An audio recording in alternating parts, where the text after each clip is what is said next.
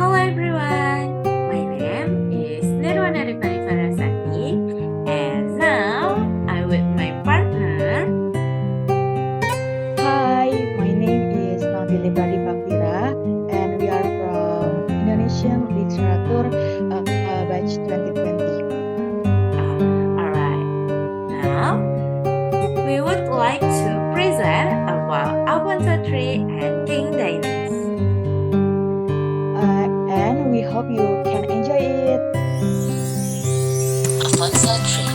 He was born on May 5th, 1210, Coimbra, Portugal. He died on February 16th, 1279 at Lisbon.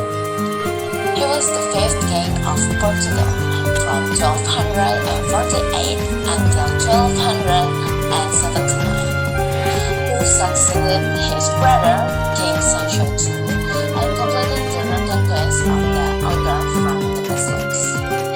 He was the youngest son of Afonso II and Nirwana, daughter of Afonso VIII of Castile. Afonso immigrated, and by marriage he became Prince of Poland.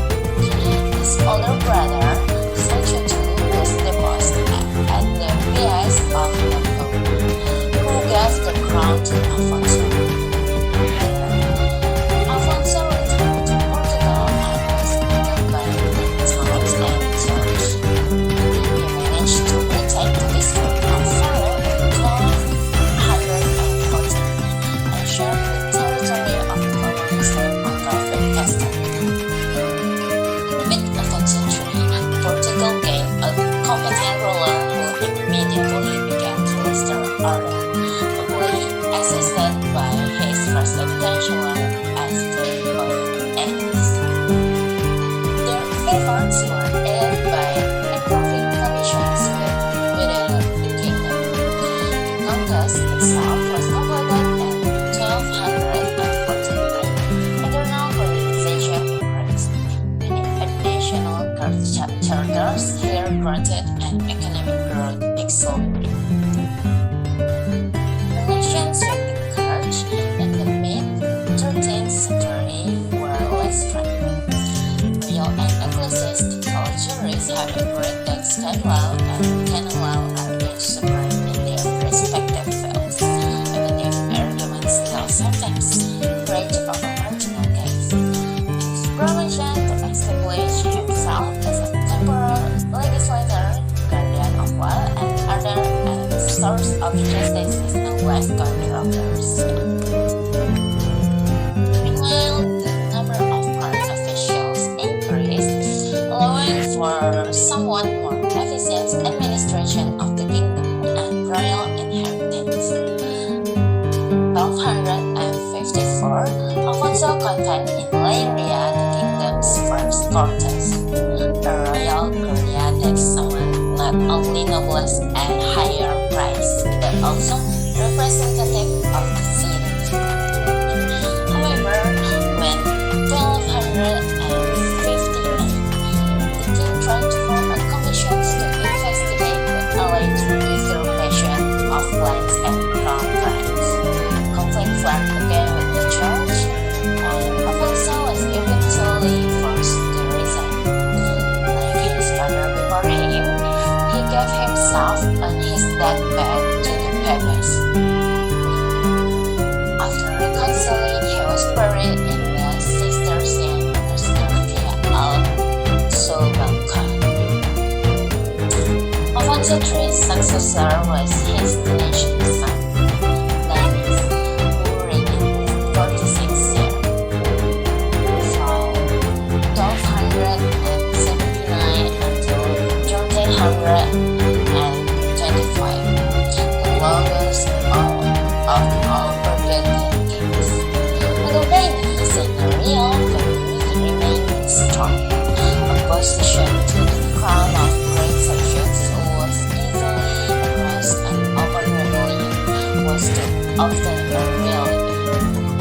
But Dinis' brother and son on separate occasions led rebellions against him. However, that the kings has the authority responsibility to carry out certain major functions throughout his domain, apart from the senior rights become wider and magnitude with some reluctance. By Afonso III's reign, the court's work was such that a second judge had to be appointed, and under Dinis the number increased to 4. In the early 14th century, these royal judges were formally known as ouvidores, literally those who hear. Royal justice was also applied to the provinces where a network of judicial districts, julgados, was created, each presided over by a royal judge juiz. Seigneurial courts continued to function, but they were increasingly overshadowed by their royal counterparts. A man of tireless energy, Dinis traveled extensively within his kingdom, issuing laws, dispensing justice, encouraging agriculture and trade, nurturing towns and building castles. He conducted systematic investigation into land titles, as a result of which various claims were found to be invalid and were disallowed. A concordat was concluded with the Pope which guaranteed religious orders their property but forbade them for the time being from acquiring more. Dinis also moved to limit the power of the military orders, which had earlier acquired so much land in the course of their reconquest. He was not hostile to the orders as such.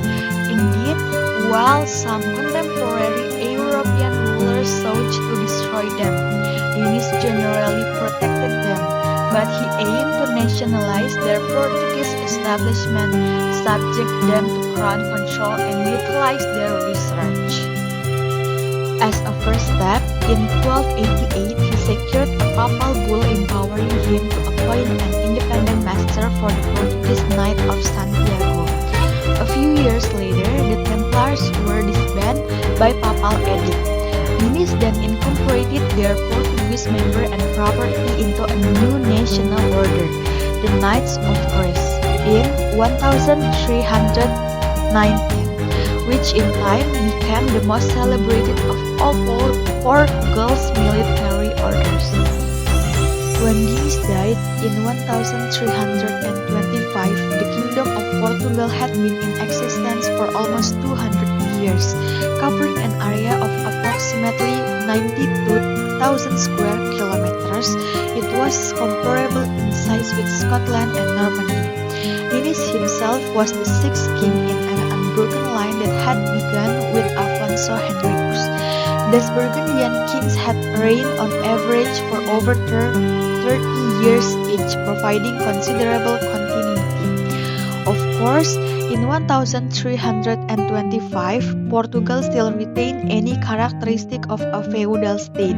No definitive resolution had yet been found. The chronic conflict of a centralizing crown with a church and nobility determined to retain their special rights and privilege.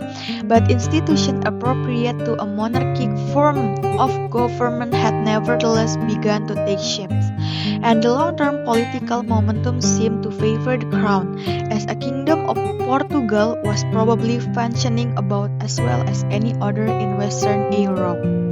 Okay, that's all of our presentation. And this is the end of our presentation. We hope all of you like this video and can get a lot of new information. And then thank you for your attention. Bye bye.